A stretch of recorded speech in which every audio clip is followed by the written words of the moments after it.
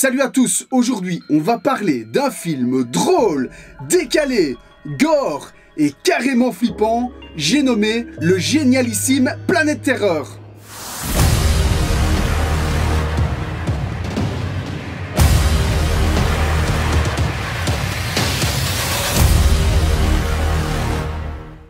Pour rendre hommage au film de série B, Quentin Tarantino et Robert Rodriguez décident de réaliser ensemble chacun une partie d'un double programme, imitant ainsi les Grindhouse, ces salles de cinéma qui diffusaient en fait uniquement ce genre de films, l'un après l'autre, avec des bandes annonces au milieu. En 2007 sortira alors d'une part Boulevard de la Mort et d'autre part Planète Terreur, et c'est sur celui-là qu'on va se pencher. Il faut savoir que dans la plupart des pays, en dehors de quelques pays anglophones, Boulevard de la Mort et Planète Terreur sont sortis séparément, dans des versions un peu plus longues, et les fausses bandes annonces qui se trouvaient au milieu du double programme avaient malheureusement disparu. Mais c'est dommage. Seule la fausse bande annonce de Machete apparaîtra au début de Planète Terreur. Et finalement, c'est ça que je trouve le plus dommage, c'est que Rodriguez et Tarantino ont créé ce concept, ce double programme, pour que chaque film soit diffusé l'un à la suite de l'autre. Ah!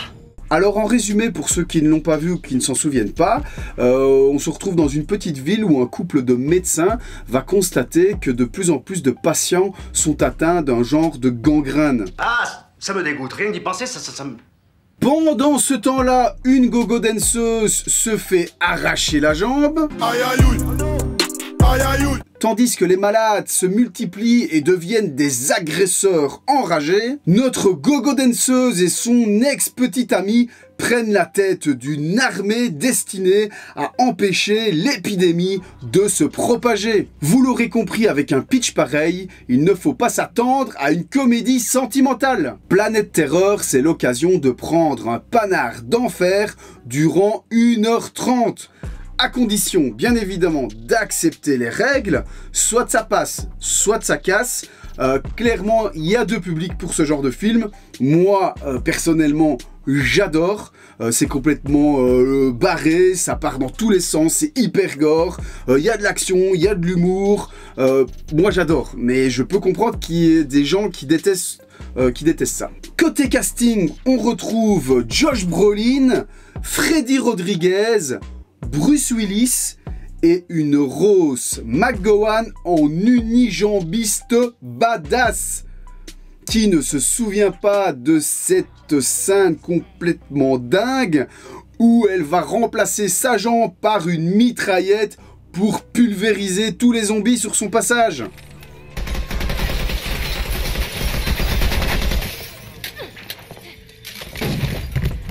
Donc moi, clairement, encore une fois, j'adore ce film.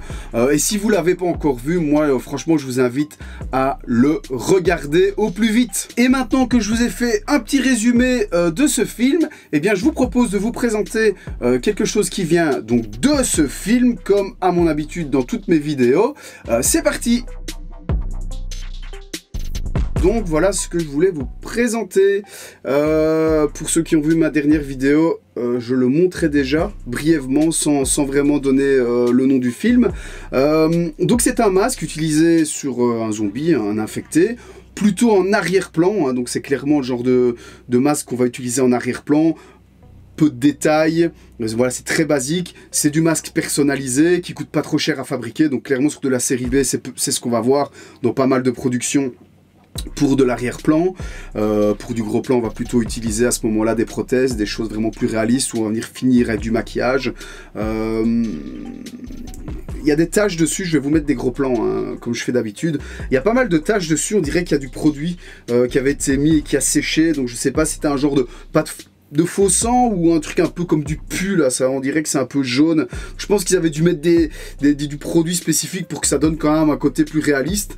Et voilà, ça fait le job, hein, le masque, on remet les cheveux un peu au-dessus, un peu de maquillage derrière les yeux, un peu de produit sur le masque, des vêtements un peu déchirés, un peu tachés de sang. Et voilà, vraiment sur des scènes rapides en arrière-plan.